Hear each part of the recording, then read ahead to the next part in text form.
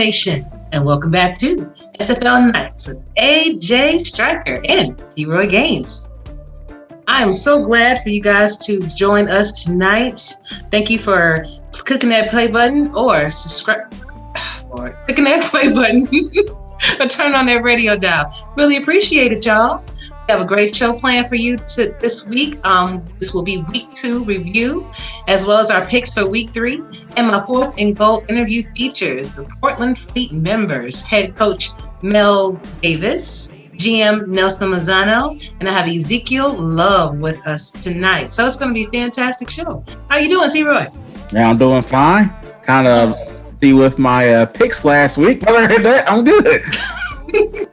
Yeah, I mean, I did better than week 1, but it's still, you just don't know what to prepare for with teams, man. Everybody's just so good. You know, they're making the necessary adjustments that they need, you know, to win their game. So it's kind of hard to call.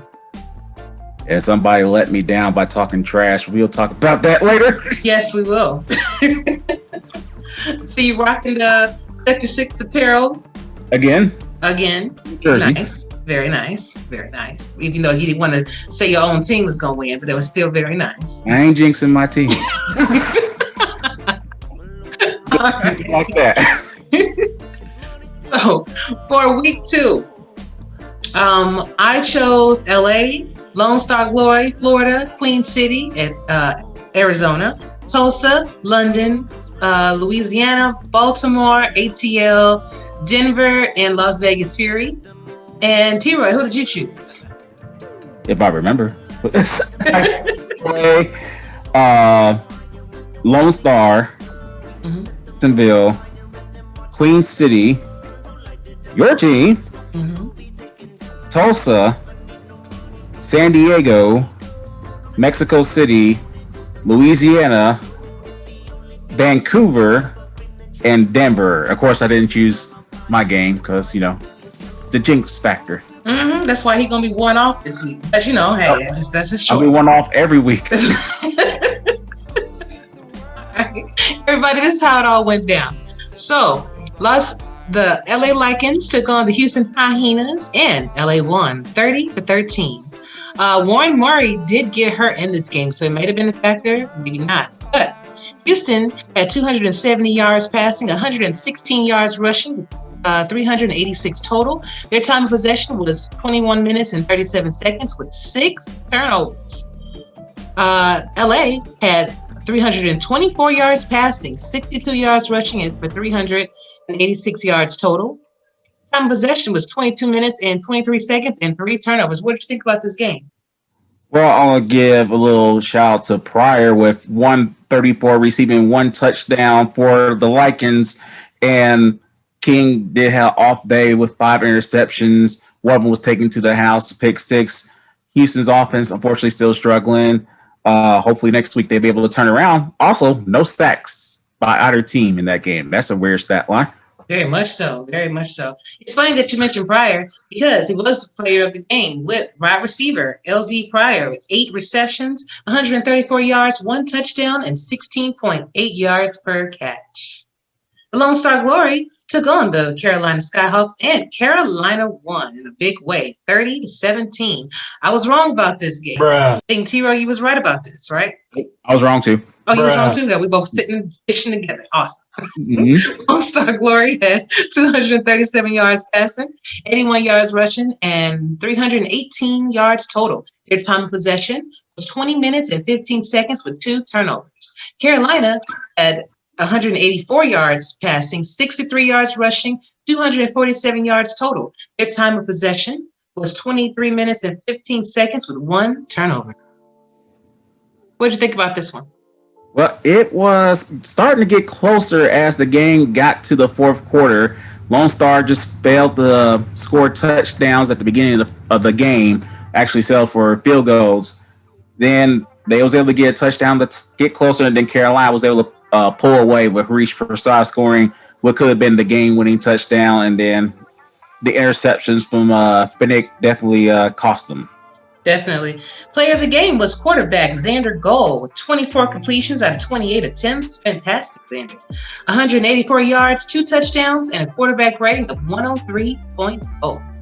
The Jacksonville Kings took on the Florida Storm, and Florida won 17-10. Championship rematch of old. Loved it. And I was right about this game. Yeah. Jacksonville. What? Excuse me? I was not. No, you weren't. I was wrong. You were. Jacksonville had 212 yards passing, 55 yards rushing for 267 yards total. Words are hard. Wow. Time of possession was 20 minutes and 14 seconds with 2 turnovers. Florida had 254 yards passing, 77 yards rushing, 331 yards total. Time of possession was 23 minutes and 46 seconds with 2 turnovers. What about this game? The running backs were the story. Willis had a big game last week, only had 47 yards rushing this week, while Belitsky had 102 total yards with 2 rushing touchdowns. That was the difference in that game. I was shocked that Florida was able to stop that running game of Jacksonville. Yeah, well, you got Mighty. And Mighty found a way for the rookie to actually be the player of the game. Charlie Belitsky. Thank you so much. I didn't want to butcher it. So 20 attempts, 70 yards, 2 touchdowns, and 32 reception yards. Queen City Corsairs took on the St. Louis Gladiators, and St. Louis won 23-20. Very close game. I was wrong about this game. Bruh. Same here. Bruh. Queen City had 277 yards passing, 92 yards rushing with 369 yards total. Their time of possession was 20 minutes and 59 seconds with 4 turnovers. St. Louis had 254 yards passing, 63 yards rushing with 317 yards total. Their time of possession was 22 minutes and 28 seconds with 3 turnovers. What did you think about this game? It was definitely a surprise. Definitely surprised, but the turnovers from Caswell actually hurt Queen City more than the turnovers from Brown. Caswell had 4 interceptions. Brown only threw for 3. And Phil Koss for St. Louis went off with 14 receptions for 122 yards and 1 touchdown. Turnovers do matter. And unfortunately, it burned Queen City this week. Definitely. And tight end Phil Koss was the player of the game with 14 receptions, 122 yards, 1 touchdown, and 8.7 yards per catch. The Arizona Scorpions took on the Charleston Predators, and Arizona won in a nail-biter. Oh my gosh. Donnie and James actually broke 10,000 yards this game. Receiving combined. Combined. The brothers did their thing, always in good hands, right? It was tied with 26 seconds to go, 3 seconds left in the game. Dave Legatron Barr wins the game with a 50-yard attempt, and he made it, man. We were so glad to see it. But Charleston had 287 yards passing, 103 yards rushing, with 390 yards total. Time of possession was 20 minutes and 42 seconds with 2 interceptions. Arizona had 279 yards passing, 66 yards rushing, with 345 yards total. Their time of possession was 22 minutes and 37 seconds with 1 kick return fumble. Well, what did you think about this game? Well, as I mentioned last week, if you guys minimized the mistakes, I believe you would have pulled out the victory. You did not throw an interception, did not get sacked once, and 2 touchdowns. It was the Jackson to Hands show. Both Hansburgers went over 100 yards receiving. Both got 1 touchdown each.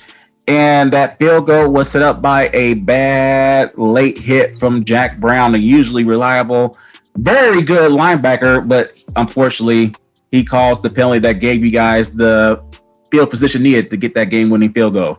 Definitely. Thanks, Jack. I'm sorry, man. Thank you. But player of the game was myself, with 24 completions out of 33 attempts, 279 yards, 2 touchdowns, and my quarterback rating is 118.1. So, yes, it's good to see it, There you go. Well deserved. Thank you so much. Thanks. The Portland Fleet took on the Tulsa Desperados, and Portland won 30-20 on the road at that. I was wrong about this game. Bruh. Same here. Bruh. Yep. Tulsa had 310 yards passing, 29 yards rushing, 339 yards total. Their time of possession was 16 minutes and 21 seconds with 4 turnovers. Portland had 187 yards passing, 83 yards rushing, and 270 yards total. Their time of possession was 27 minutes and 28 seconds with no mistakes. So how did Portland win this game, T-Ray? Well, one thing I'm shocked that Robinson only got 8 carries for 29 yards. I think that hurt Tulsa, made them one-dimensional, which led to Q's 4 interceptions, even though he still had the quarterback Q, still had 2 touchdowns passing.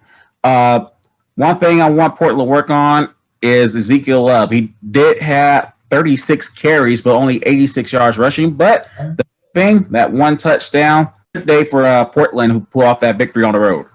Definitely. Player of the game was Shad Allen, strong safety, with 3 interceptions, 1 touchdown, 3 tackles, and 1 tip. Fantastic.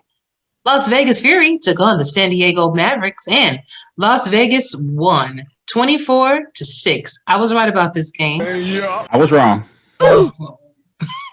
Las Vegas had 316 yards passing, 51 yards rushing, 367 yards total. The time of possession was 24 minutes and 12 seconds with 2 turnovers. San Diego had 276 yards passing, 109 yards rushing, 385 yards total. Their time of possession was 18 minutes and 48 seconds with 3 turnovers. So what do you think happened to San Diego? They couldn't, unfortunately, score touchdowns. They had to settle for field goals. They scored once in the first half, once in the second. Still shocked that Optimus Klein hasn't been targeted as much. He only had 1 reception for 35 yards, but Wells went over 100 yards rushing. Also, Pierce, good day, 2 touchdowns, 316 yards pass, as you mentioned earlier. Kirby was a beast with 132. And player of the game was quarterback Colin Pierce. 23 completions out of 30 attempts with 316 yards, 2 touchdowns, and a quarterback rating of 104.3. Mexico City Aztecs took on the London Knights, and Mexico won 21-9. I was wrong about this game. Bruh. I was finally right about something. You got something right. You got it. London had 187 yards passing with 13 yards rushing for 200 yards total. The time of possession was 18 minutes and 13 seconds with 1 turnover. Mexico had 221 yards passing, 143 yards rushing, and 364 yards total. Time of possession was 25 minutes and 47 seconds with 2 turnovers. So would you say that rushing was the name of the game with Mexico? For sure. Robert Merrill, formerly of Florida, only held to 13 yards rushing.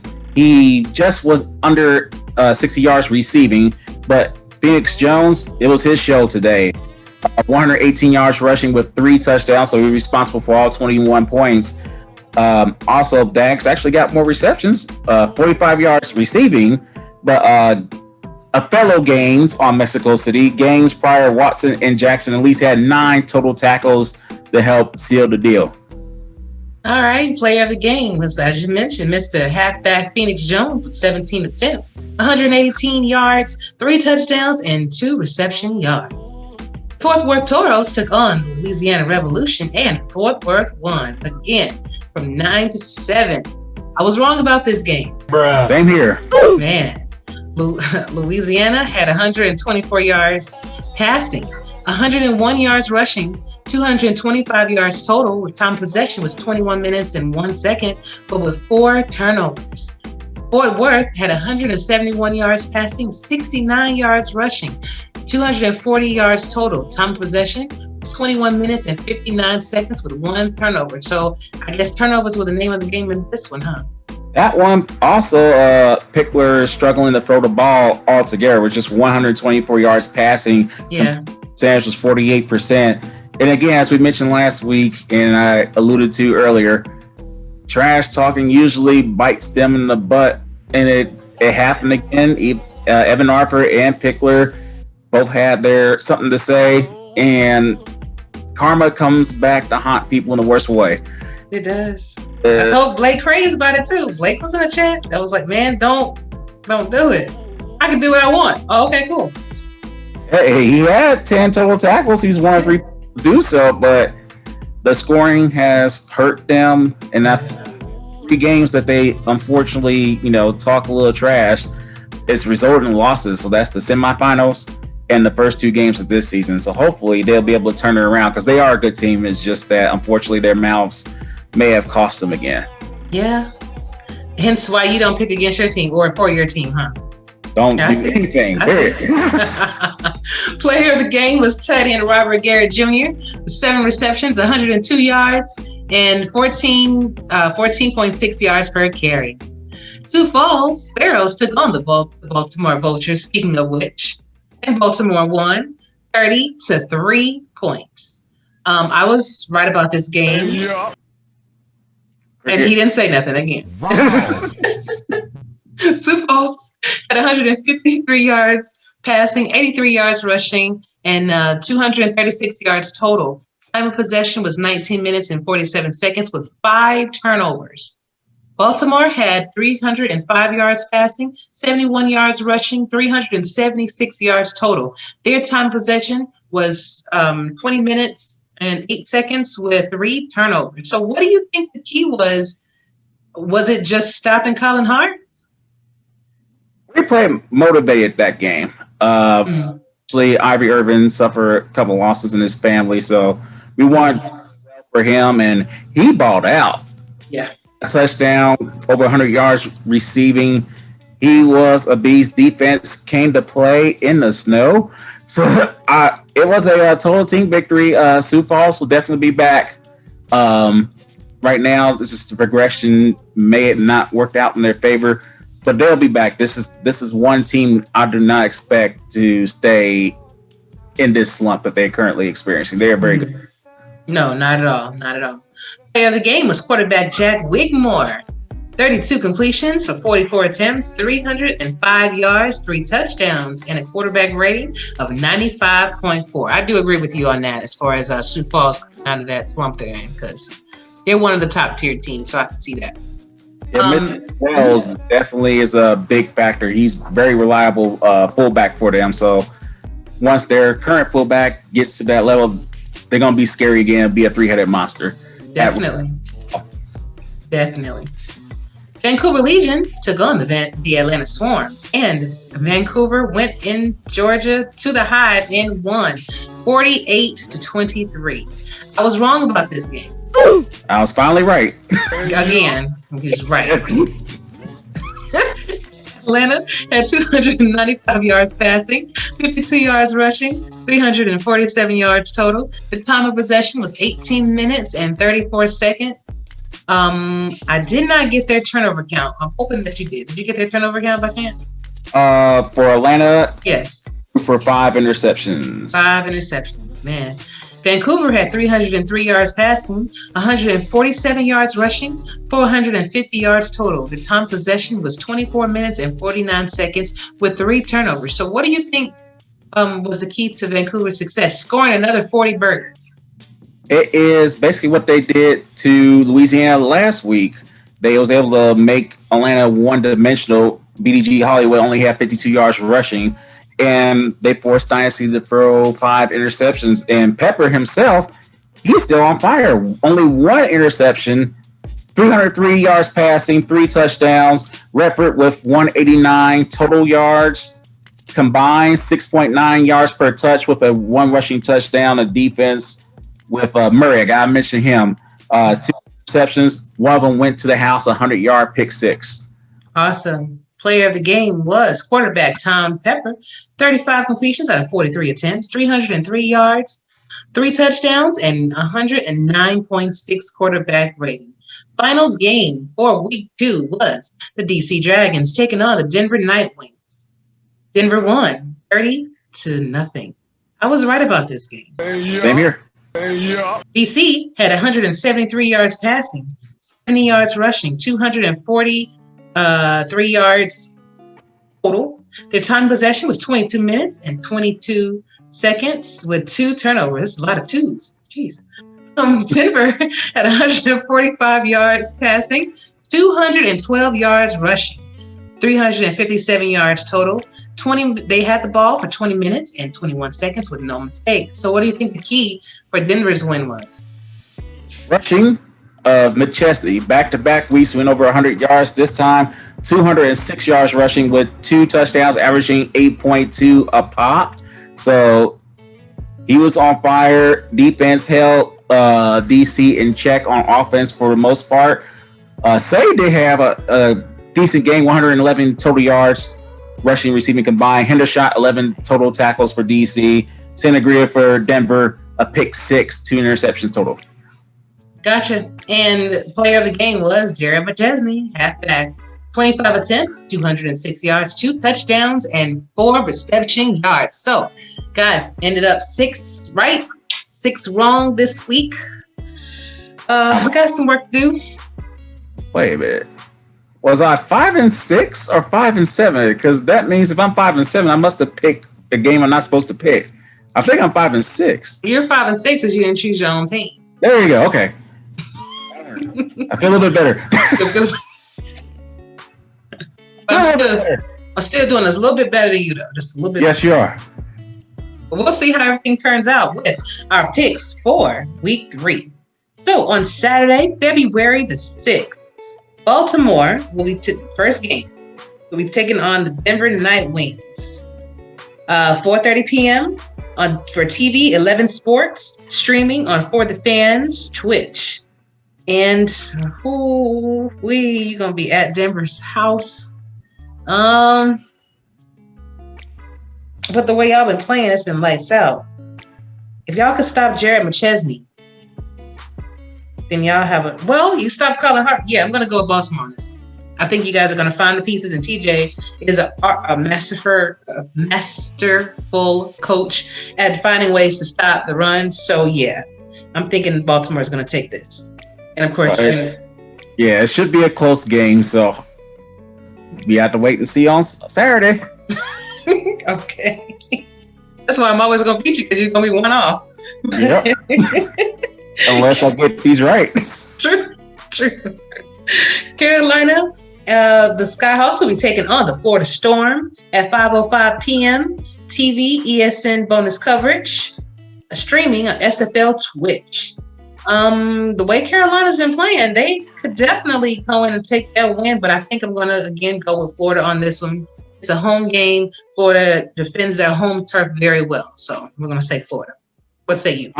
I think if they repeat on not making mistakes and let the running back Beliski and Doyle get some carries and keep Carolina's offense off the field, I think they should win it. So I'll pick Florida with you. Okay. Sounds good. Who we had next? We got St. Louis at Louisiana, a very familiar matchup for these two teams for a certain reason. It'll be at 6:40 on Saturday. It'll be televised 11 Sports, streaming on FTF Twitch. Ashley,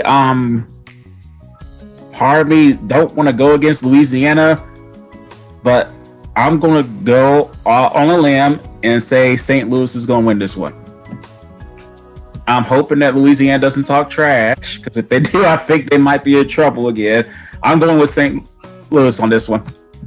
You know, it's so hard because I see what you mean, but the way St. Louis has been playing, it seems like they have definitely turned things around over there. For that reason, I think I'm going to agree with you. I'm going to go with St. Louis on this one. Even though Louisiana is playing at home. Pickler and Smith once, get a W against their former team. I know they want that so bad. That they wanted the last 2 games too, Yeah, I think St. Louis is going to want them going in and just win. I don't think it's going to be a large margin win, but I think they are going to win. Who we got next? We got on the bonus coverage, Lone Star versus Houston at 7:15 on Saturday at Houston. I think this is the one Houston's going to turn it around. I think Murray's going to have a good day. If they can keep King from throwing interceptions, I think they should get the dub against Lone Star. Lone Star traveling to Houston. Now, I think Lone Star is actually leading the division right now, right? They're 1-1. They're 1-1. They're 1-1. Okay. Oh, this is going to be a hard one, but I think I'm going to go with you with Houston. I think as long as, like you said, they minimize the turnovers, they're at home, I think that they do stand a chance. So I will pick Houston on this one. We have the same picks. So yeah, one game above me because I didn't pick my team. I mean, but right now we're agreeing. You know, I mean, because it's pretty much. I can definitely see how Houston could win, even though Lone Star is not that they're nobody to mess around with. Either. You cannot fall asleep on those guys because exactly. If Finnick gets it to Dave Axis or anyone that it's over. So we'll see. Las Vegas Fury will be taking on the Los Angeles Lakers at 9 p.m. streaming on LSN, For the Fans Facebook and Twitch. And the way Las Vegas have been going in and just capitalizing on every down, I think I'm going to go with Las Vegas on this, even though Los Angeles defense has been amazing. And then they're going to be playing at home. Ooh, you know what? Las Vegas, don't get mad. I think Los Angeles going to win. I know they're going to be like, Ashley, you can't be changing. Yeah, I have to change it because I really do think my heart is telling me LA is going to win this. What do you think? Once you watch the replay, you're going to look at my expressions as you just went back and forth on that one. Your butt off. I was hoping that you was going to pick Vegas because I was picking Los Angeles on this one. I just like how Los Angeles is playing right now. Right. They're at home. So I'm picking the Lycans on this one. Yeah. And then I'm thinking about Sully getting that defense over there humming. Yeah, I think that's what it's going to be. Charleston Predators will be taking on the Sioux Falls Sparrows at 9:20 p.m. streaming on SFL Twitch. The way Charleston played us, it was a very hard game. That was super hard. And they came back on us. And if it wasn't for that mistake, I don't know how it would have worked out. But since Sioux Falls is at home, I think I'm going to give the win to Sioux Falls this time. We're finally going to disagree on something. Okay. So I'm going with Charleston. Okay. I think they're going to have, I think Swearingen is going to play a key factor in this. If they can get him off and running against a very, very good Sioux Falls defense. I mean, they held me under 100 yards rushing last week. If Swearingen can get off and have a great game, I think they'll win. So I'll pick Charleston. Okay. Gotcha. And what do we have next? Starting on Sunday at 2 p.m. This is Super Sunday. We can't say the actual reason why. You get dinged for that one. So have starting at 2 o'clock, Atlanta at Queen City. So this is like a championship caliber matchup with Queen City winning the most championships as of right now in the league. Atlanta won in season 14. It'll be at 2 p.m. streaming at For the Fans and For the Fans Twitch. I'm going with, this is hard. I'm going with Atlanta. This one. If BDG can get over 100 yards rushing and Dynasty minimize those mistakes, I think the defense should bounce back against Queen City's offense. I'll give it to Atlanta. I agree. Atlanta is going to take this over Queen City. And I don't think it's going to be by much, but I do think they're going to wind up taking that win. At 2:35 p.m., Tulsa Desperados will be taking on the Fort Worth Toros, streaming on FTF, bonus coverage, and SFL Twitch. I think, even though Tulsa does have that wonderful JQ and his throwing ability and Gabriel Manning, unless they can get those connections done, I think Fort Worth is going to wind up taking this. Is they're at home. The way they have been playing has been lights out. You saw the way that they handled Louisiana. So, yeah, I think Fort Worth is actually going to go with this win, get this win. I'm going against you. I'll pick Tulsa this. Reason why I think Tulsa may learn from their lesson from last week and get Robinson more involved, minimize Q's chances to basically feel like he needs to be a gunslinger out there. So if they can get Robinson involved in the rushing game, get 100 yards on the road, I think they should beat Fort Worth. So I'm going with Tulsa. Okay, who we got next? At 4 p.m., actually at 4:10 p.m. on For the Fans and FTF Twitch is DC versus Mexico City, a Season 5 championship rematch. Of course, DC won that one. It's at Mexico City. Right now, Mexico City is a more experienced team. So I'm going to go with them in this game. I have to agree. Mexico City. I think as time goes on, DC will get progressively better, but the regressions have to kick in. Mexico City just a little bit more solid with everything. They've had a lot of players that's been there for a long time. So I think that's the reason why Mexico City will win this game. 4:45 p.m., the London Knights will be taking on the Arizona Scorpions at home. Streaming on For the Fans, bonus coverage, and SFL Twitch. And of course, I'm going to go with Arizona Scorpions. I'm not going to pick against my team. I can't. Even if I think somebody else is going to win, I'll never say it. And Eddie will be not happy with you if you do. And Parker did that one time, but we ain't going to talk about that. I'm going with you guys again this week. Hopefully, Chad, you won't be mad at me, but I do like you guys' offense. One thing I'll be worried about is if you can get Moses involved more in the running game, because I do believe London is going to key in and force you guys to be one-dimensional. So if you get Moses involved and get him 100 yards rushing and repeat what you did last week with no turnovers, I think you guys should get the victory at home. All right. Noted. So who we got next? At 10 p.m., it's Portland at Vancouver, streaming on LSN, FTF, Facebook, and Twitch. Is that Vancouver? Vancouver's super hot. Peppers, I think one of the hottest quarterbacks in the league right now. Redford's on fire as well. Defense is on point. Everything screams Vancouver. I'm picking Vancouver. Nelson, Ezekiel, Mel, Shad, y'all don't be mad. Don't be mad.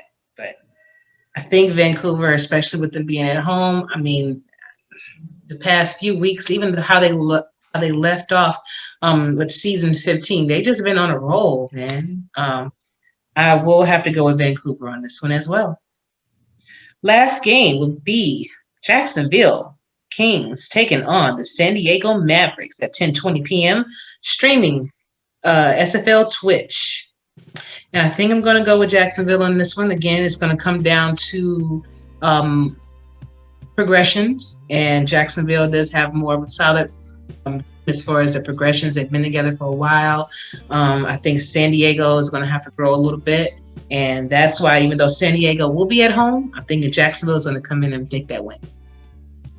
It'll be the battle of the running backs with Wells and Willis. Definitely. Jacksonville, I know Willis.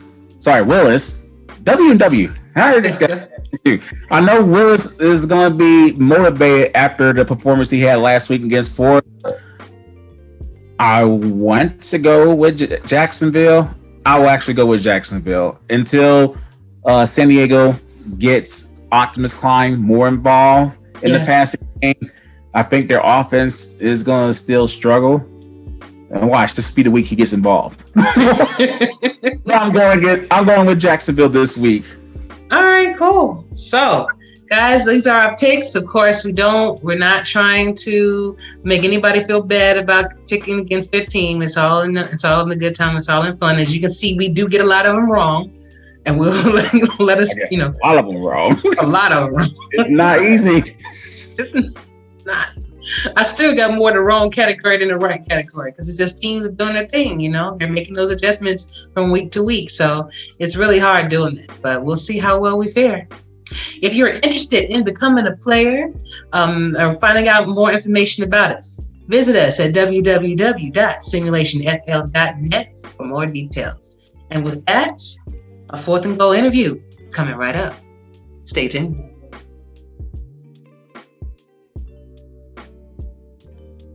All right, everybody, and welcome back to my fourth and goal interview. I have some fantastic guests with me tonight from the Portland Fleet. I have Mr. Mel Davis, Mr. Nelson Lozano, and Mr. Ezekiel Love with me tonight. How are you doing, gentlemen? Doing great. Outstanding. Outstanding, Ashley. Appreciate you. Oh, I appreciate you for being on. I appreciate all y'all. Yeah, thanks for bringing us on tonight. We appreciate it. Anytime. Now, Zeke and Nelson, I know that you guys have been on the show, so welcome back. Thank you. And welcome especially to you, Mel. This is your first time actually on the show. Yes, ma'am. It's a pleasure. It's a real pleasure. Thank you. You're welcome. So let's start things off the right way. Give us a little bit of information about yourself. So your favorite, your name, age, hometown, some interesting facts about yourself, and your favorite NFL team. Well, my name is Mel Davis. I am a junior. My full name is actually Mel Chuss, named after my dad, obviously being a junior. 53 years old and from the Washington, D.C. area, live in Columbia, Maryland right now, and have done so probably for the past 12, 13 years, give or take. But I'm from this area, the DMV, for the most part, and favorite football team is the Washington football team. The name has changed out of due respect for the Native Americans, but still follow our team and been following them since I was knee high, to be honest with you. Yeah, I'm really glad you guys had that name change, because I know that was something that was affecting them. It was time. It was time. Out of respect, it was definitely time. All right. So it was a good thing. Definitely. Well, Ezekiel, for those that did not get a chance to check out our show, give us some interesting facts about yourself, your age, your hometown, and your favorite football team as well. Ezekiel Love, hometown. Well, I live in Hanover, Maryland now, but born and raised in the DC area. Although we did live in Atlanta for several years when I was coming up, and nice. And of course that's why the Falcons are my favorite team. I love to see. And I still love the ATL. Got family down the ATL, a lot of uncles and cousins down there and aunts down there. So that's still my second hometown. 53 years old, and I've been in SFL now. This is my second season. Yes, and I'm sorry it took so long to get you back on, brother. Hey, I know you forgot about me, but it's all good. There you go. Lord have mercy. You gotta tell it. You can't forget you this season though, because you're already doing big things in the last two games. That's right. Speaking of big things, Mr. Nelson Lozano, Mr. Two-time a week talk show host, how are you doing? I'm doing great, actually. Just here, just trying to do like you do, right? Provide content to everybody in the league to see things, not just on game days, but throughout the week to keep those, that SFL itch still scratched, So moving the show to 2-a-days was, having a great team with, Bernard, KT, and Ben allowed me to say, hey, now I can do 2 shows without dying, and also take on broadcasting a little bit more this season as well. So it's been quite chaotic. I've been, balancing work with SFL, but it's been fun. Fantastic. And you're out of Maryland too, right? Yeah. So, this is Portland Fleet is mainly is 4 parts, in the Maryland area. But yeah, we're all located in Maryland. I'm located outside of DC in Laurel. So at the moment, but spend a lot of time in Hyattsville, which is right down the street from DC, like literally. Been all over the place in this area. So spent time in Virginia, and then you guys know Los Angeles as well. So. All right. And just for the record, what's your favorite football team? Because I don't know if I asked you the last time you were on here. Yeah, it's the NFC East champions. The Washington football team is my team. And for everybody to know how me and Mel actually became really great friends now, it's through the Washington football team. So we used to talk about it all the time when I would come to my my visits. My visits would be scheduled an hour, and we'd only talk about the dogs for about 10 minutes. And then 50 minutes would be all about the Washington team. I bet. Zeke, you go ahead, Mel. I was saying those were extended appointments. They were extended appointments for sure. they weren't necessarily planned that way. I know Nelson's wife would be like, Lord, can we just go ahead and talk about the dog we're here for, please? Yeah. Nelson, we get all caught up in our conversation. And she was patient. She'd always sit there and just wait. And she'd like, okay, all right, now can we talk about NO or yeah, can we talk about the dogs? Wait, it's been so long. What did you tell us the recommendation was for XYZ that you said at the beginning of the appointment? And we became friends through the Washington football team. And then Mel, through Zeke. So this is like literally Zeke's the resource, the kind of spark that got myself and Mel in here. Because through that, he told Mel. And then through that, Mel told me and was like, hey, we got to get involved. And 2 seasons in, and now we're all able to be blessed to be on the same team together. So it's pretty amazing. It's been a great season thus far. And we're ready to do big things too. See, Ashley, what Zeke didn't share with you is Zeke and I are cousins, right? So we've known each other ever since we were little dudes. And for as long as I can remember, he'd always call me up and be like, hey man, have you heard about this? Did you see that? We were little kids and he'd call me up about ColecoVision.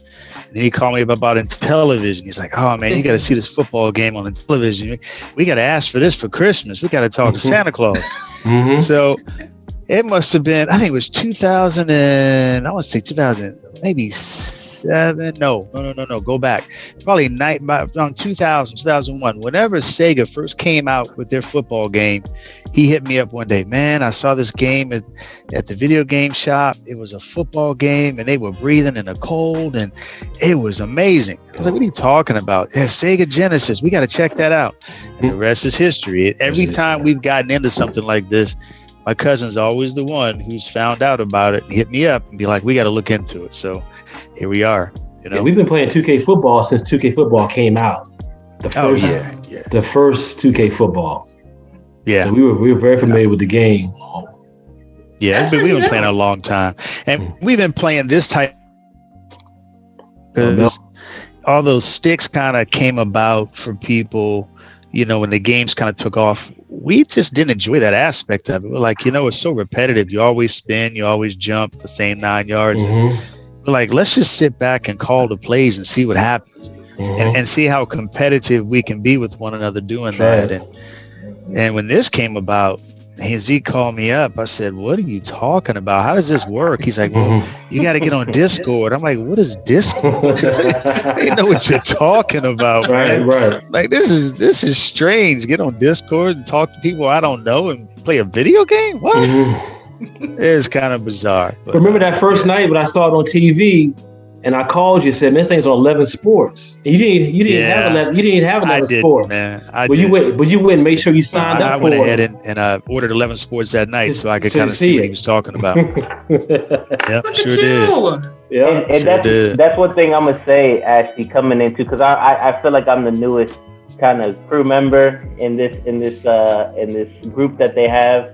But it's been amazing because they are very connected with one another. The way Mel is with Zeke and everything else, they're family, right? But they extend that to the people that they care for as well and bring you into that circle and make you feel like family as well. So you can imagine when we're all together how entertaining these two could really be.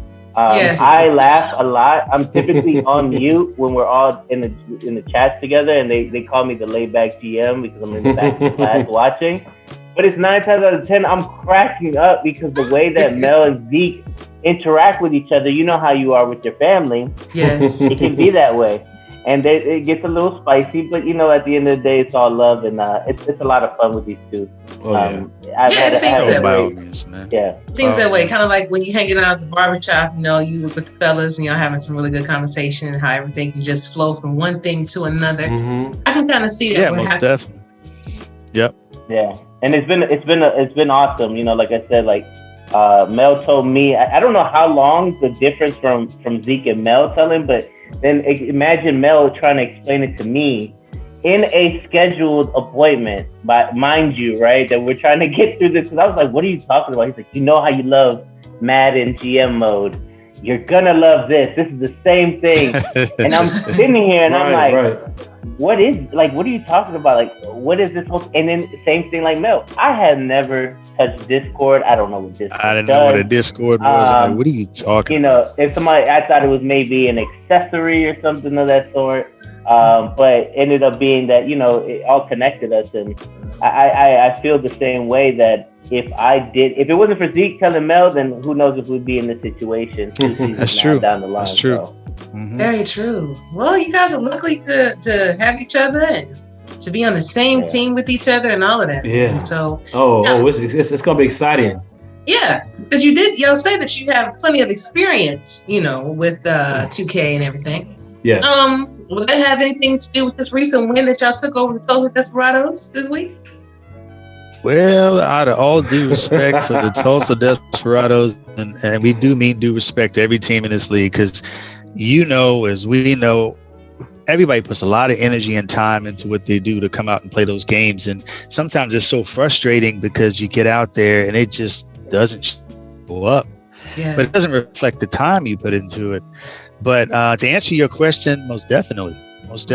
And all three of us have put a lot of time, including Jacob, our owner, and our defensive coordinator, our Vandelay, just a lot of time. And I'm talking some 2, 3 a.m. in the morning chat sessions just to try to figure out how this game works and how we can be successful at it. So, yeah, we were pleased to see the results come out the way they did, and it felt good. Felt good for sure. After last season, it felt real good. Last season was tough. It was tough. But that's the growing pains, right? By being a new team on the block, you have to figure out how everything works, how everybody meshes together, how every player is going to affect the team build and what you're trying to do. So, yeah, of course, you're going to have your bumps and bruises. I mean, you saw us last year. We started off great, and then all of a sudden, it just went downhill. So, we were just trying something new. We were trying something different. Hey, maybe I can just hand it off a little bit more to avoid the interceptions. But, no, that still didn't help. Doesn't always work that way, does it? It does not. Yeah. It does we play y'all this year, too. Yeah, we do. Yeah, we do. We'll talk about that in a minute. Play. I've already extended, right? I already know Jacob and, the relationship we have with Eddie Gage and Bernard and Ashley here, right? That, you guys know it's limo service and, whatever y'all need, it's family business until we hit the field, and then it becomes a rivalry then and there. But I'm taking my earrings off. Yeah, okay. But and you kind of alluded to, and we kind of talked about, right? Is kind of like that progression through last season, right? Last season was a lot of building blocks, and it really showed the true grit of our team. Our team is very gelled together from the kicker all the way down to our quarterback, right? Like everybody is connected, everybody has each other's back. And to have 13 rookies last season come in and have them be professional, have them be, supporting the team and whatnot, it was amazing to see their growth. And then to add key pieces like Zeke on this offseason, Ben on this offseason, KT on this offseason, right? To add those men to our locker room, I mean, it's just been amazing. And you can start seeing that gel even get a little bit tighter with them. And this is their first season, but you wouldn't even think that if you looked in our locker room, the respect level that they get, the the appreciation and such. And then to add, again, everybody contributes here. Zeke contributes, Ben and KT contribute to the show. Like, there's also things that are given back to the league that I think folks don't see, right? Like Ben's on the stat team with our Vandelay, so it ends up being where we all contribute to the league, and then myself and KT and Ben doing content. So we have a lot of great things that are going on, and I end up finding myself taking snapshots and keeping a recording. I thank my wife for this because she's very good at keeping history with stuff. And then we'll sometimes out of nowhere be like, hey, you remember on this day what we did here? And I'm like, no, I don't remember, but thanks for the picture because now I do remember. I do the same thing here with us. So when we have, room, when we have all the team together in the locker room, I take a picture of that. Because that's such a huge kind of milestone for myself as a general manager to have put this great team together with Mel as the director of player personnel, as well as being the head coach, and Jacob Bovett, and then Al, Art Vandelay this season also bringing in those two rookies as well to help solidify his defense some more. It's been amazing, and to just see all that come together. Actually, I'm gonna be honest with you. There's been times where I told Mel, like, this is amazing. Like this is something that I could never have imagined 2 seasons back.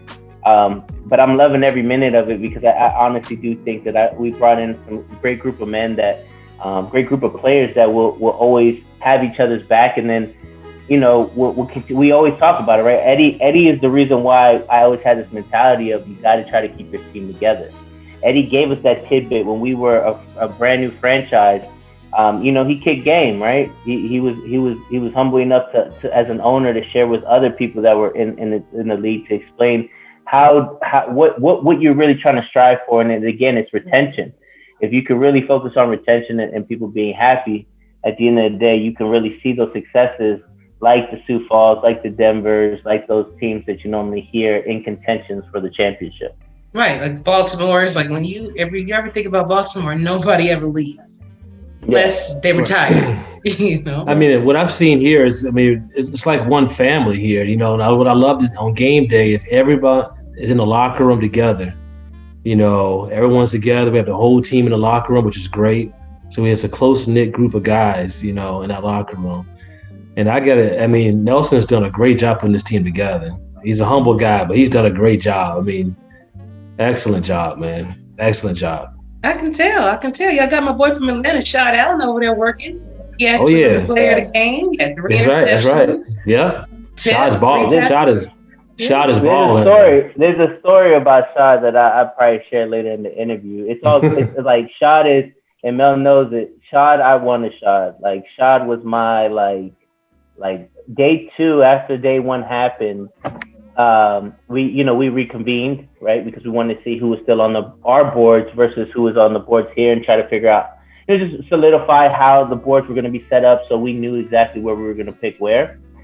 And I remember sitting there with Mel, and we were on Discord just talking, because typically we'll be talking and working at the same time. So Mel will be doing his thing, either creating a spreadsheet or creating some way for us to stay organized, and I'm over here filling them in and providing the information that needs to happen.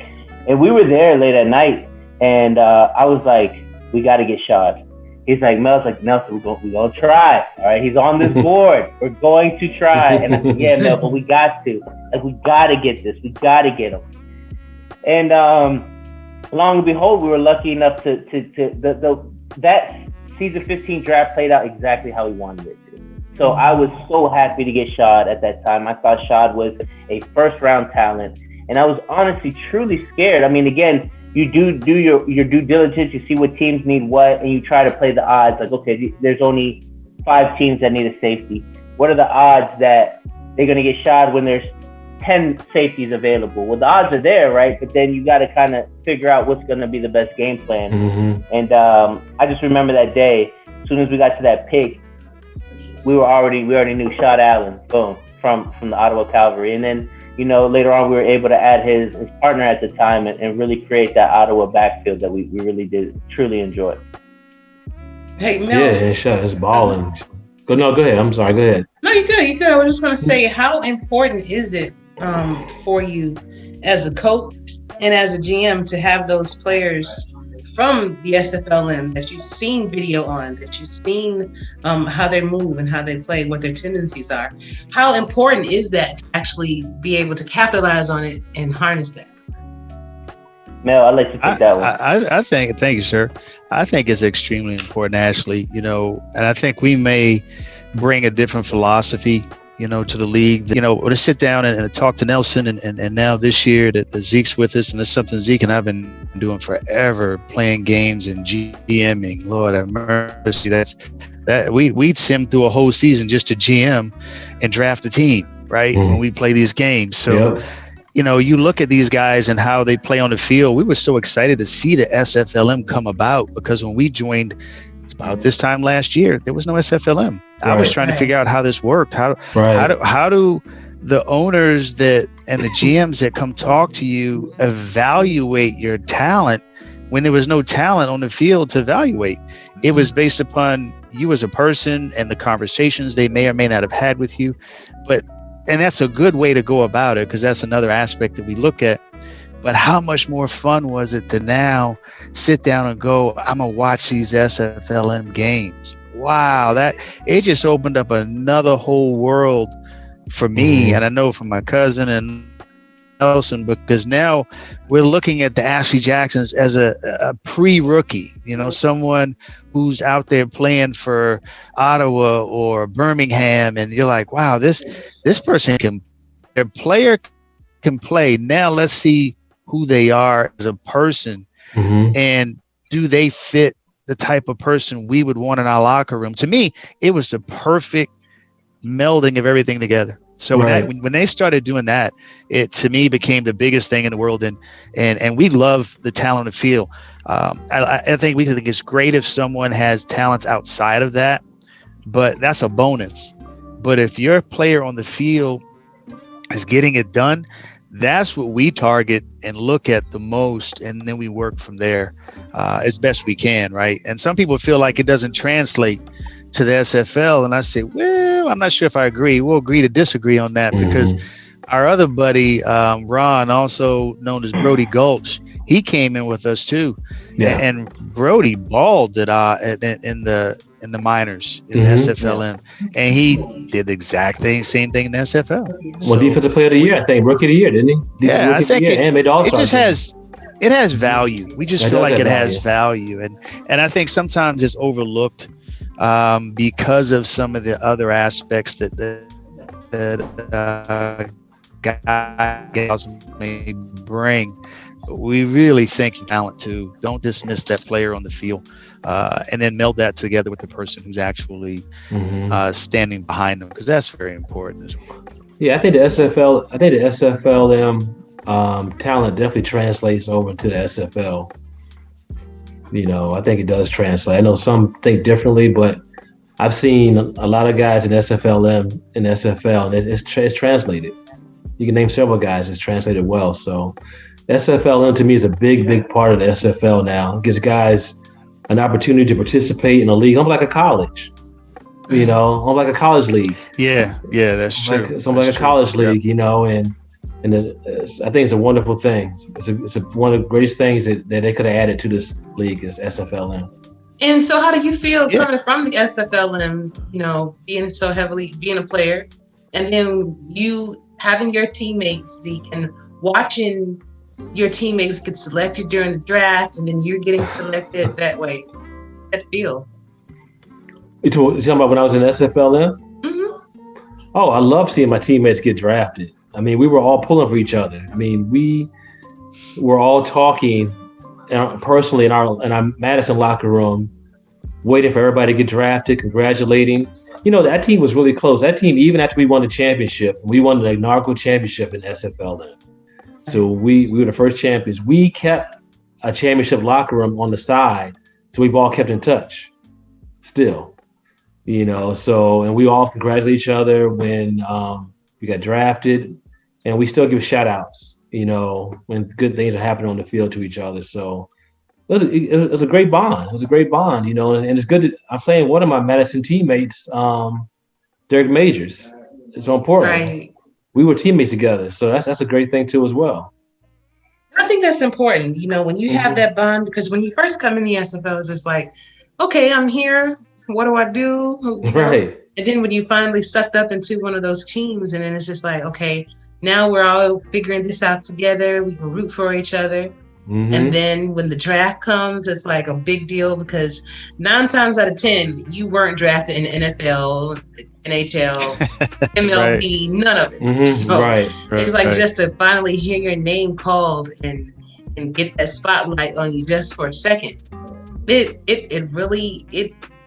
It's a very nice thing to be able to be a part of. And for a lot of us, we will never get that experience in real life. Right. So just to hear exactly, it's awesome. Yeah, Go ahead, Nelson.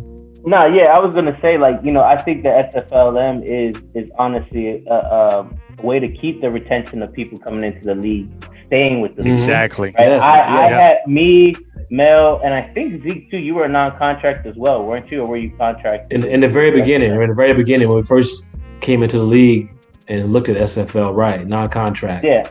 So coming in as a non-contract, if you don't go into a great organization, you can kind of get left in the wayside, right? And I always talk about this story, right? As appreciative as I am that I was a New Orleans Pharaohs for season 14 as a non-contracted linebacker.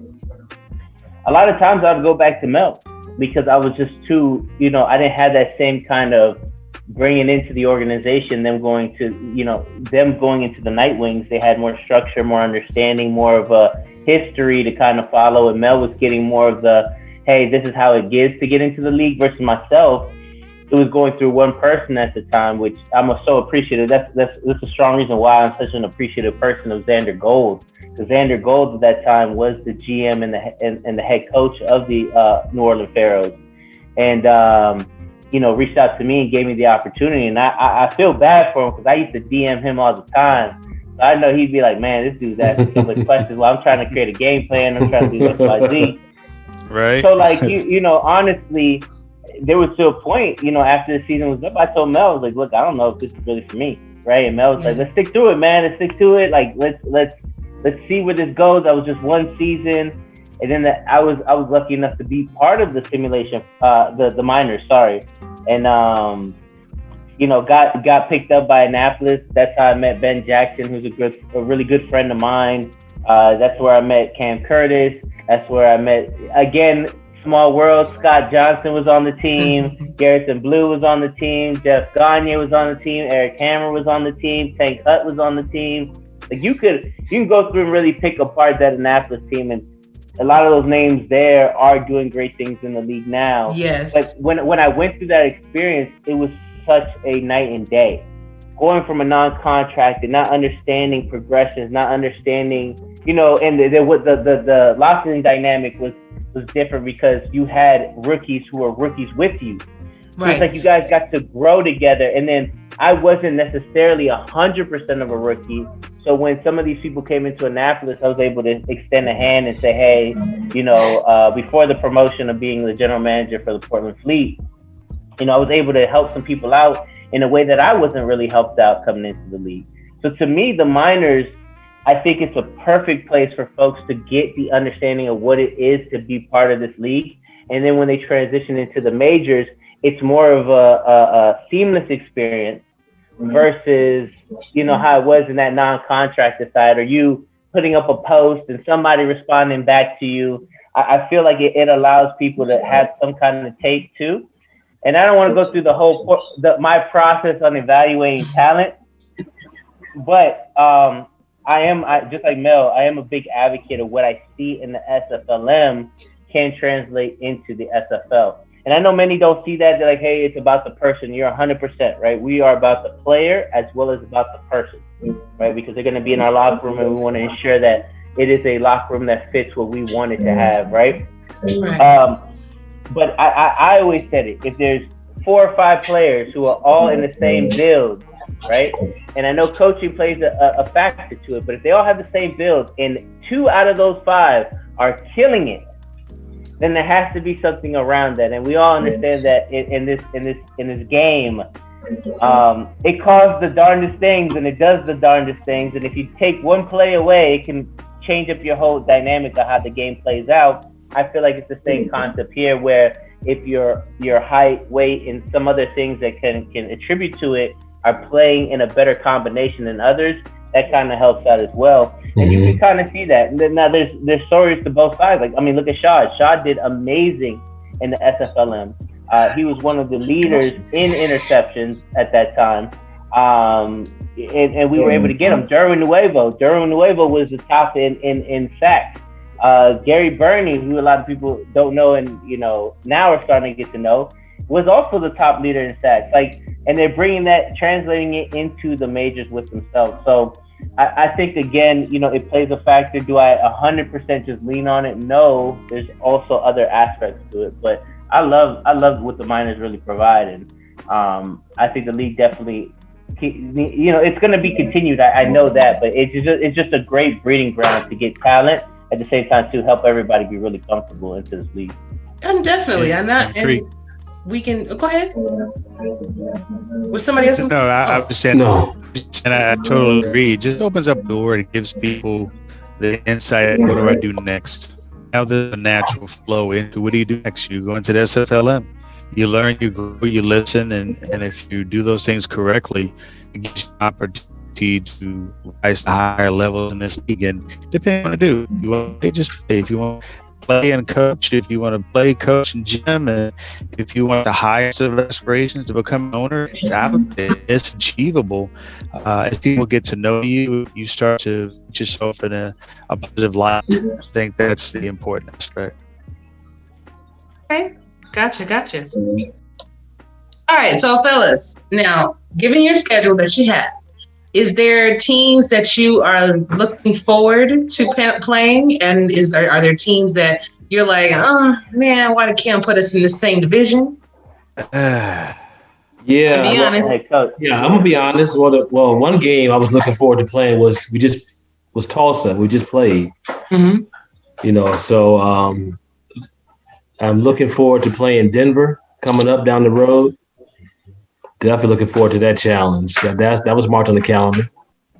And you know, I'm not leaving your team off either, Ashley, because we're gonna take you. Looking forward to playing your team too as well. Mm-hmm. Yeah, I'm looking forward to playing y'all too. Oh, okay. I'm just saying.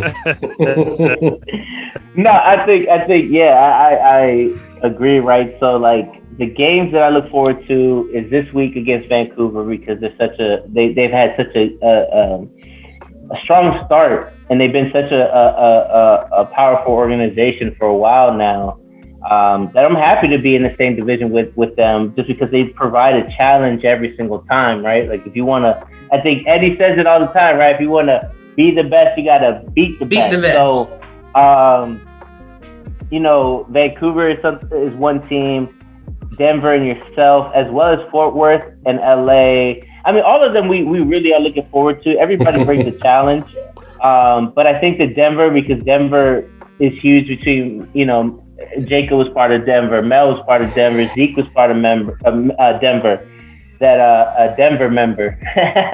Sorry, I thought that was kind of funny. You know, I think again, it's awesome. But then the thing that I love too is the natural rivalries, right? The San Diego Mavericks, the Boats versus the Planes, right? I think that's such a natural rivalry there. And I don't think there's ever a team that I don't look forward to playing, right? Like, no team scares us. And I want to put that on record, right? Like, no team scares us, but we respect every team. That means that we're happy to play you, win, lose, or draw. We're going to be happy to play you because that's like we tell all our players, that's one brick in the foundation that we're trying to establish and build. So every situation is a learning experience nonetheless. And I don't think there's a team that I'm out here like, oh, I'm mad that you put me on to. If Cam says, hey, I'm going to put you against Denver, Baltimore, Atlanta, Louisiana, if that was our schedule, I would still be with a smile and say, awesome, let's continue forward and try to grow from it, because they say iron sharpens iron, so you're going to have to go against the best to really get yourself into a better no question about it. We're not afraid of any team. We respect every team, but we're not afraid to play any teams. No team is scared. So I'm like, man, I'm scared to play them. Okay. Not necessarily that you're scared, but you're kind of apprehensive, like, man, you know. Not really. We did not accept the challenge. Not apprehensive either. Okay. Cool. Mm-hmm. You know, just waiting to hang out at AO. But, you know, it's going to be all in love. I'm trying to tell you. Oh, I see what you're saying. And then that's what I'm saying, right? You got that video, right? So I heard that. That's duly noted.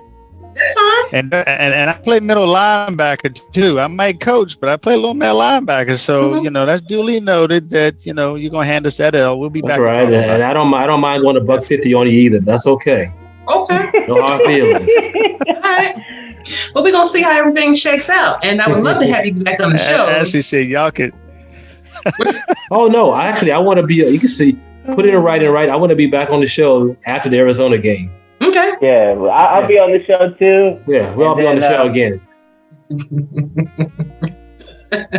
Thank you. It's all love, and that's the thing too. Like, you know, we're not big in Gen Chat, right? Like I don't spend no time in Gen Chat other than saying, hey, you know, or if I see a topic that I feel like is relevant, I'll jump in, right? But we're really not. But it's not because we're just always so focused on everything around the team and ourselves, and then, you know, everybody's part of something else too. Like, you know, Mel has to do his coachings with the rest of the coaching staff. I'm doing the promos. I'm checking in with players. We're getting ready for progressions. I'm trying to prepare for 2 shows. Trying to also with broadcasting, with the research that is required around that, also trying to research at the same time. So I feel like it's again, like one, we don't really have the time, but nor, you know, I don't think people really know Portland enough, but, you know, we aren't afraid of anybody. We do take up the challenge and we do appreciate it because, again, that's how we stack up to seeing how our growth and progression really went. So it's all love to Tulsa. Like, we got that win and we were very excited. But it's a lot of respect to Berto and Dion and everybody else over there. You know, it's all love. You know, we appreciate it. They're an organization that is top notch, as well as, you know, our loss to St. Louis. We appreciate it. It taught us hey, we're gonna have to make sure our game plan is solid all 4 quarters, not just dominate in the first half, but go through all four facets of the game and then, you know, close it out. So every single person that we play against, we learn something to improve on and get better. But honestly, for you to be in the likes of some of these organizations that we'll talk about every off season, like, is this team going to make it to the playoffs or to the championships? We're working towards getting that. And the only way you could do that is by beating some really great teams such as the Scorpions are. And one of our mottos, Ashley, is, boy, I tell you, try to remind our team is that when we win, we say nothing, and when we lose, we want to say even less. You know, and that's not our quote. That's a quote from one of the great coaches, you know, in real football. But it's a good motto to have. There's nothing wrong with having a little swag. Everybody got a little swag, right? You want to have a little swag about what you're doing because they're having fun.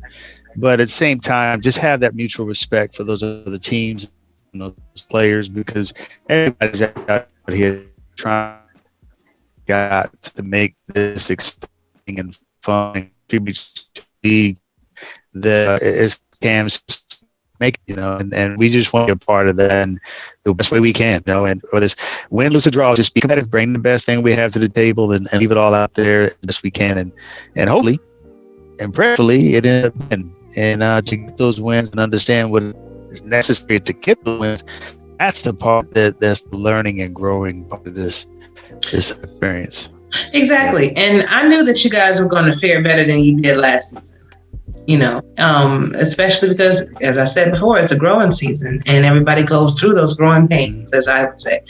And I do see that you guys get a lot of, you know, people hating on you in chat, you know, a bit at times, you know. Oh, yeah. Mm-hmm. And, but I do admire how... Right. I do admire how you guys just take it on the chin and be like, all right, cool. You know, because I think that in some cases you are being tested, you know, you are how you handle certain situations when you win. And then how you handle it when you lose too. Some teams do not lose well. Say, well, oh my God, we should have did this and you should have, but you didn't. So like what? You know, just make sure that you don't make the same mistakes as you did, you know, the previous week. So I definitely get that. If everybody want to just give me, what do you think? What do you want Portland, the mantra of Portland to be, so to speak? Like, what do you want to be known for? I'll start with you first, Mel. Wow.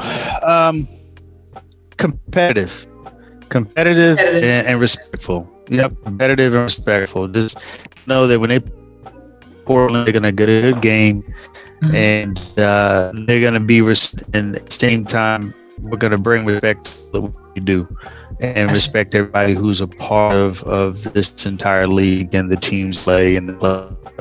Competitive and respectful. Okay, gotcha. Zeke, what about you? Well, yeah, I want Portland to be one of those organizations that everyone sees as they're respected from top to bottom. Like, man, this is a class organization from top to bottom. Owner, GM, players.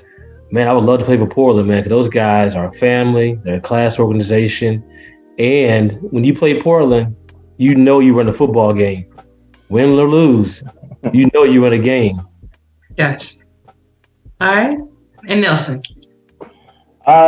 So on this perspective, I'm always thinking of the brand of Portland, right? And it's what I want is a positive feeling towards Portland when being spoken about, right? I want folks to understand that we are a fun family type of organization, but we do try to keep it as professional as possible to really give our brand out there, right?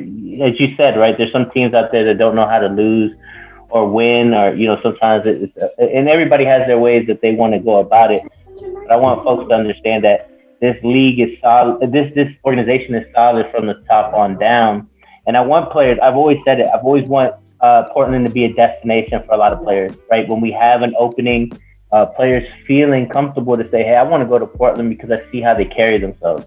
Because I'm not about the going and belittling anybody. I'm not. It's competitiveness, yes, and there will be a certain level of trash talking that happens. It's sports, right? But I think there's a fine line on how you kind of dwindle on that situation. So for me, what I want people to see is just, again, when they hear Portland, they really are like, that's a class act organization there. And I would want to play for them because of what I'm able to get, not just as a player, but as a person as well. And having that type of environment where you feel like it doesn't become a job and it doesn't become a requirement. You come into the locker room, you get the support you need, and we're with you the whole journey, but also we respect real life to where you can have that life balance where, you know, you're able to still live your real life, but also enjoy this game that we all love. Fantastic. And one last question for each of you before I let you go. Okay. Where do you see yourself in 1 year's time in SFL and in real life? I'll start with you first, Nelson. So in 1 year's time, I'm hoping to be in contention in the playoffs, right? In the playoffs and in the championship. That's honestly my SFL goal. My goal with the show is to try to step up my level. I think you and Dave have stepped up again the quality of your content and everything else. And as a content creator, I feel like I must do the same. And I feel like that helps us all grow together. So I'm hoping in the next year to get some more equipment that will help me do so. Help me be able to bring content that's, again, different and gives that aspect of as close to it being like a network as possible, right? Like, so having that network feel, having that show feel, having a way that people could tune in. And I want to congratulate you because, like I said, I feel like the quality of your work has always been getting better and better every single time. And that's inspired me to try to look at my own equipment and say, how can I also get better so I can bring a quality product like you do on your show? So. Well, that means a lot, Nelson. That really does mean a lot coming from you. And the thing is, I have noticed from the time that you got started until now, your show has grown in quality and in content, in context and in content. You know, you're adding people. That's one of the reasons why I actually start adding a co-host every week, you know, to try to, I mean, it's cool to have your own show and to give your own thoughts and opinions. But when you can bounce those ideas off of someone else, you know, it brings a little bit more flavor to it. So, you know, I had to steal that one from you. But hey, listen, we're here together, and you know, if you need me, I'm here for you, brother. And those words are words of encouragement for me. So I appreciate it. Appreciate it. Thank you. I appreciate that. Anytime. And Mel. Yes, indeed. Well, I would go ahead. I'm sorry. I was going to say, where do you find yourself in 1 year's time? Life 1 year's time. 1 year's time in SFL. I'm a second on what Nelson said. It would be nice to have said we had ventured into the playoffs, had an opportunity to experience it. It'd be really nice to say that we walked away with something extremely special called an SFL championship. But we'll see. That chapter is yet to be written. We'll wait to see what that has to say. And in life in general, just continuing to enjoy this hobby, this opportunity to get to know people and to be a part of shows like yours and give people an opportunity to get to know me and just become a more intricate part of this league, and obviously maintain my lifestyle outside of this league, for which I give all the thanks and praise to my wonderful, beautiful wife, who gives me the time to do these things, because I've got 2 little kids, not so little anymore, but there's responsibilities as a dad and as a husband, and that I do not want to neglect, even though I'm enjoying what I'm doing. So to continue to be able to balance this and enjoy this, and still grow as a dad and as a husband, and make sure that I'm taking care of those duties as well, is important to me. Fantastic. Yeah, shout out to the wives of the Portland fleet that put up with a lot of the time that we spend together. But shout out to those wonderful women, because honestly, they make this a lot easier than it could be, right? If somebody's against it, you wouldn't see me be able to be on so many interviews or shows, because you have to have that balance. And we definitely got to show a level of appreciation to all the wives in our lives that, help us be able to accomplish this goal. I should have a wives podcast, but some people just be like, "Oh, I don't want to be on camera." I'm like, "Come on, girl, come on." Oh yeah, my wife is the same way, but again, she's supportive out there. They've heard her once in a while during games, and she's as supportive as anybody else. So I got to shout her out to my wife, Joanne Valentine. Oh, nice. I like that. I really do. Z. 1 year from now, SFL hoisting that trophy, that hardware. That's what we're gonna do. That's what we came this league to do, and that's what the goal is a year from now, to be SFL champions and Portland Fleet to hoist that hardware. That's what we all want to do. So that's where I go set our goals at the top. No need to. Playoffs are great, win games are great, but we all want to win a championship. That's what the goal is, to win a championship. Period, end of story. That's the goal in 1 year from now. Gotcha. In life, peace, love, and happiness. Like I told you before, if I have my health and family has the health, that's a blessing. That's the blessing right there. To be here a year from now, that's the blessing. Yeah, especially in these crazy Amen times. to that, brother. Amen. Amen to that. Yep. Amen. All right, guys, thank you so much. It was a pleasure having you on. I look forward to having you on again after our meeting. Sure. I would love to come on. I would love to come on and discuss that buck 150 I got on you. Yeah, you think so? You think so? Dreams really do come true, but it's not. That's right. Yeah. We'll all chop it up. We'll all have fun. Exactly. Eddie's on a world tour. We'll see if he ends up visiting this side of town one day. But it is all love, and that's at the end of the day what I love about it is we're gonna have this competition in week 6. So 3 weeks away now. Mm-hmm. But when we do have it happen, it'll be all love, and my boy Bernard's there too. So I told him, I was like, I root for you until you go against me. And when you go against me, I'm gonna kick that butt of yours. So, but that's my boy. But it's like I said, you guys are family to us. So when you come show up in Portland, it's gonna be class service all the way around. So we got absolutely. Same here, man. Same here. But I can't let y'all go without giving you the last word. So that could be a song, that can be a poem, or that can be just a simple shout out. Right now, Ezekiel, the floor is yours. Oh man, well, singing's out the question. Always, y'all tripping, man. We'll save with Mel too. Believe me, he's not gonna sing either. Trust me.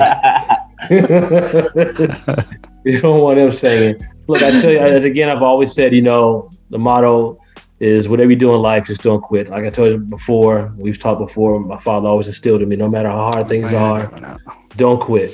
Period. It may look hard, it may look bad, but you never give up. You keep pushing forward. You don't quit. The sun's gonna come up in the morning. That's what I live by. All right, pretty dope. Mel, just be blessed, stay safe, and continue to go out each and every day and be thankful for everything that God's given you. Amen. Knowing that everything we have is because of Him. One of my favorite verses that I have on my desk at work is Jeremiah 29:11. That says that I know the future that I have for you, and I always try to remind myself of that when things get challenging.